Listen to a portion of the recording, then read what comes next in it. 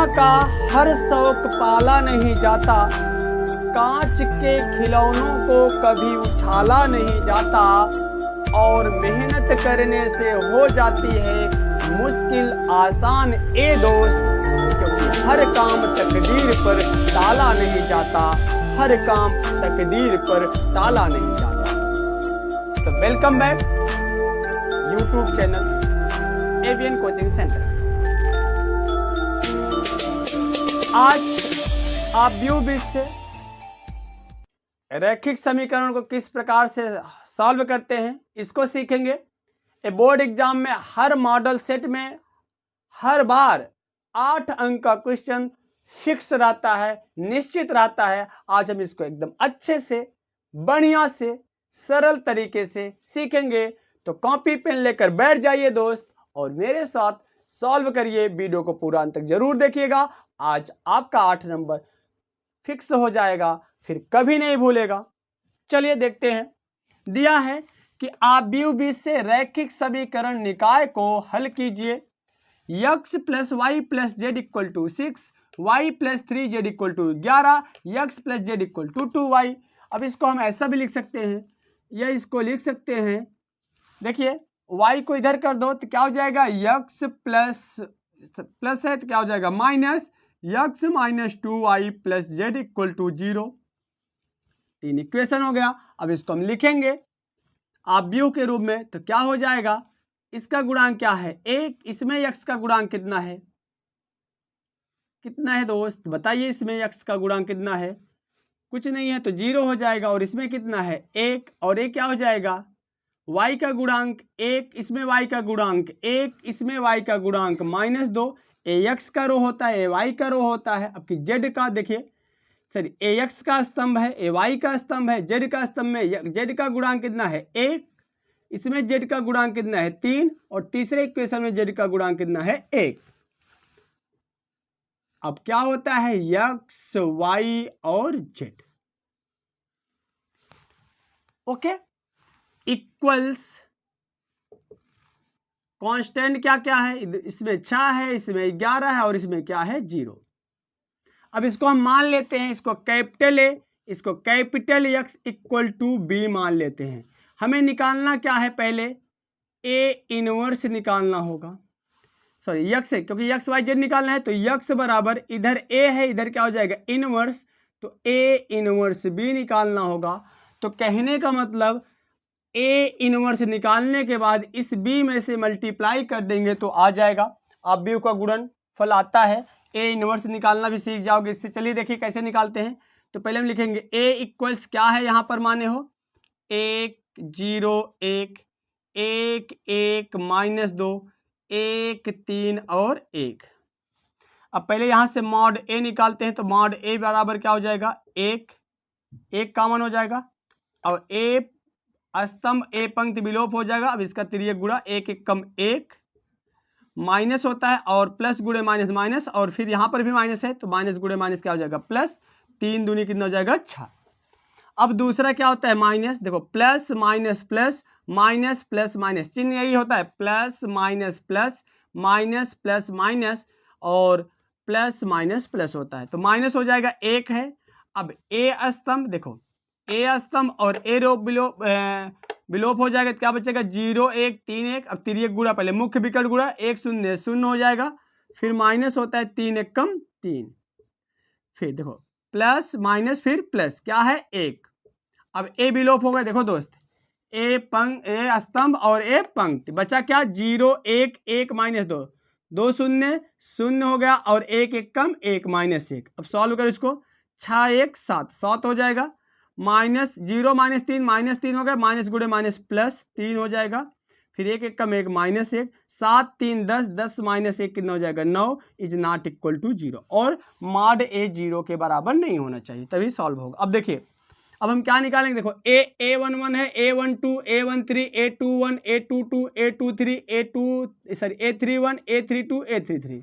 इसका मतलब क्या, देखो a11 इसका मतलब क्या है, पहला पंक्ति पहला स्तंभ, पहला पंक्ति पहला स्तंभ के तत्व है। a12 मतलब पहला पंक्ति दूसर के स्तंभ के तत्व है। समझ में आया? चलिए तो निकाल लीजिए a11 इक्वल टू अब देखिए, मतलब पहला पंक्ति पहला स्तंभ विलोप कर दीजिए। अब आपको 2 क्रॉस 2 का मैट्रिक्स आएगा, तिर्यक गुणा करके सॉल्व कर लेना बस। देखो पहला पंक्ति पहला स्तंभ छोड़ दो, बचा क्या? 1 - 2 और 3 और 1। अब देखिए, जब दोनों पंक्ति स्तंभ जोड़ने के बाद सम आए तो आगे प्लस चिन्ह रहेगा इसके, अगर विषम आए तो क्या रहेगा? माइनस। अब देखो गुणा करो, 1 1 कम 1, फिर माइनस होता है, फिर देखो गुणा करो, 3 3 दूनी 6 -6 यहाँ पर है, माइनस गुणे माइनस कितना हो जाएगा? प्लस। तो 6 1 कितना हो जाएगा? 7। फिर इसी प्रकार निकाल लो A12। अब देखो 2 1 3 बाहर माइनस हो जाएगा। अब कहने का मतलब पहला पंक्ति दूसरा स्तंभ, पहला पंक्ति दूसरा स्तंभ, बचा क्या? 0 1 3 1, 0 1 3 1, 1 0 0 -3 और बाहर भी माइनस। देखो क्या हो जाएगा? बाहर माइनस है, यहाँ पर 1 0 0 -3, तो माइनस गुणे माइनस क्या हो जाएगा? +3। फिर इसी प्रकार से निकालो। अब देखो इसी प्रकार से निकाल सकते हो क्या? A13। अब देखो 3 1 4 प्लस हो जाएगा। अब पहला पंक्ति तीसरा स्तंभ कितना हो जाएगा? 0 1 1 -2, 0 1 1 -2, तो गुणा करो, 2 0 0 -1 कितना हो जाएगा? -1। अब A12, अब अगर समझ गए हो तो डायरेक्ट आप कर सकते हो दोस्त, तब इसको लिखने की जरूरत ही नहीं है। देखिए कैसे, A12 देखो A21 दूसरी पंक्ति पहला स्तंभ विलोप हो जाएगा, बचे क्या? 1 -2 और 1 1। अब इसका तिर्यक गुणा, 1 1 कम 1, देखो 2 1 3 बाहर माइनस रहेगा, 1 1 कम 1, फिर माइनस होता है, फिर यहां पर भी माइनस है तो माइनस गुणे माइनस प्लस, 2 1 कम 2, तो 2 1 3 बाहर माइनस है तो हो जाएगा -3। फिर इसी प्रकार से A22 दूसरा पंक्ति दूसरा स्तंभ, बचेगा क्या? 1 1 1 3, सॉरी 1 1 1 1, 1 1 कम 1 -1 कितना हो जाएगा? 0। फिर A23 3 2 5 विषम है तो बाहर क्या हो जाएगा? माइनस। अब देखो दूसरा पंक्ति तीसरा स्तंभ क्या बचा? 1 1 1 -2, तो माइनस गुणे प्लस क्या हो जाएगा? -2 1 कम 2 -2, फिर माइनस होता है तो माइनस लगा दो, 1 1 कम 1, तो -2 -1 कितना हो जाएगा? -3 और माइनस गुणे माइनस क्या हो जाएगा? +3। तो A11 आ गया, A12 A13 A21 A22 A23। इसी प्रकार से क्या निकालो?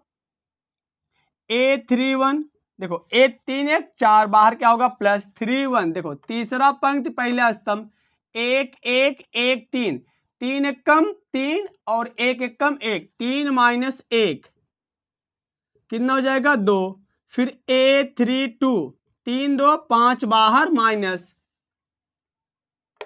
तीसरा पंक्ति और दूसरा स्तंभ क्या बचेगा? 1 0 1 3, 3 1 कम 3 -0, अब 3 -0 कितना हो जाएगा? 3 और बाहर माइनस है, क्या हो जाएगा? माइनस।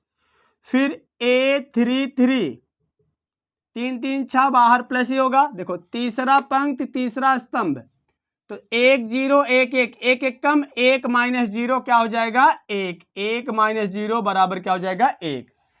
अब जो आया इसको हम लिखेंगे C बराबर, वैसे तो B बराबर लिखते हैं इनवर्स निकालने के लिए, लेकिन यहाँ पर B है तो हम C बराबर मान लेते हैं। अब इसी को क्रम से लिख दो, A11 A12 A13 क्रम से लिखो। क्या आया? 7, क्या आया? 7 3 -1, और यहां पर कितना है देखिए?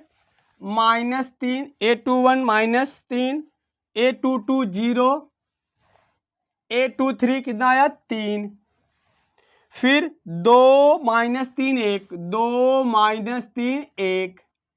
अब हम निकालते हैं एडजॉइंट। एडजॉइंट है इसका परिवर्त आव्यूह, C का जो आया C या B माने हो उसका परिवर्त आव्यूह। परिवर्त का मतलब होता है पंक्ति को स्तंभ में, स्तंभ को पंक्ति में बदल दो। तो पहला पंक्ति पहला स्तंभ हो जाएगा 7 3 माइनस, देखो ये पंक्ति स्तंभ बन जाएगा, और दूसरा पंक्ति दूसरा स्तंभ -3 0 और 3, तीसरा पंक्ति तीसरा स्तंभ 2 माइनस 3 और 1। अब देखिए ए इनवर्स कैसे निकलता है, तो ए इनवर्स इक्वल टू होता है adjoint A upon mod A. Mod A से भाग दे दो तो कितना हो जाएगा, इक्वल टू 1/, मॉड ए का वैल्यू कितना है 9, तो 1/9। अब इसको ऐसे लिख लो 7 3 -1 -3 0 3 2 -3 1। अगर ए इनवर्स निकालना होता तो केवल यही तक आ जाता, ठीक, लेकिन हमें निकालना है रैखिक निकाय को हल करना है। तो अब 9 से अगर भाग दे देंगे कटेगा नहीं, इसलिए इसको बाहर ही रहने देंगे। अब हम क्या करेंगे, ए इनवर्स को उठा करके समीकरण 1 में रख देंगे, x की वैल्यू आ जाएगा। समीकरण 1 से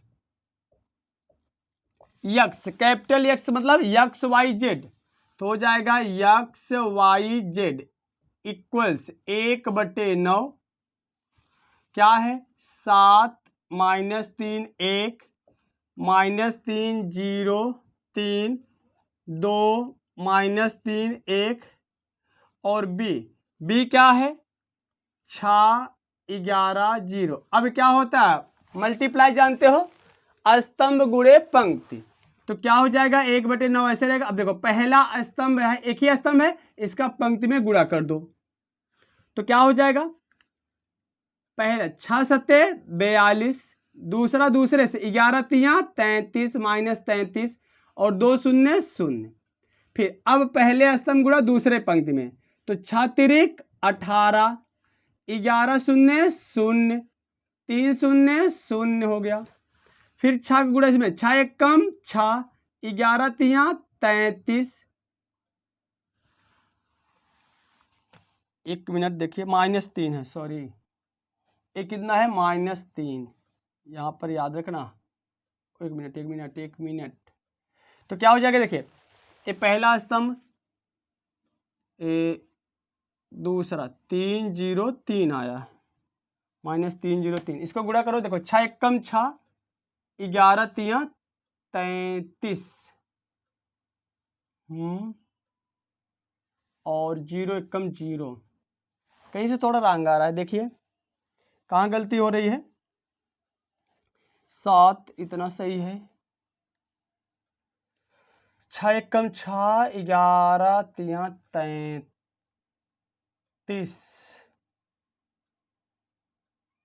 तो हाँ सही है।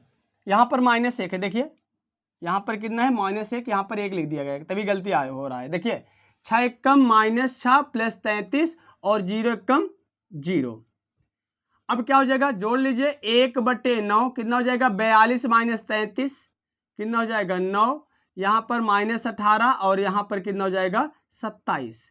अब 9 से भाग दे दीजिए, कितना हो जाएगा x y z equal to 9 से भाग देंगे ऊपर 1 और 9 से इसको भाग देंगे, कितना आ जाएगा -2, क्या आ जाएगा 3। तो कहने का मतलब x बराबर 1, y बराबर -2, z बराबर कितना आ गया 3। तो इस प्रकार से आसानी से सॉल्व कर सकते हो आप भी से समीकरण को कैसे सॉल्व किया जाता है। अगर वीडियो अच्छा लगा हो तो वीडियो को लाइक कर दीजिएगा और कमेंट जरूर कर दीजिएगा। फिर मिलते हैं एक बेहतरीन वीडियो के साथ।